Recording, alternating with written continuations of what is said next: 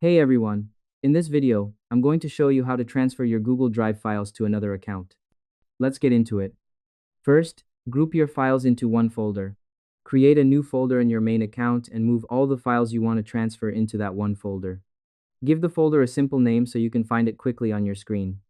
Instead of moving hundreds of small files one by one, you only have to move one big folder. It makes your task much faster and keeps things organized. Next, share the folder with your new account.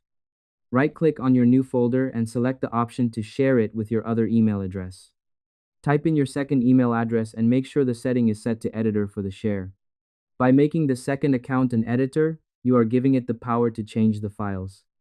Next, change the owner of the files. Open the sharing settings again, click the arrow next to your second email, and select Transfer Ownership. Click the button to send the invite, and then go to your second email to click Accept. This ensures your latest account keeps the files even if you delete the old one later. Look for the folder you shared and verify that you can open and edit everything inside. And that's it. I hope this helped you out and I see you in the next one.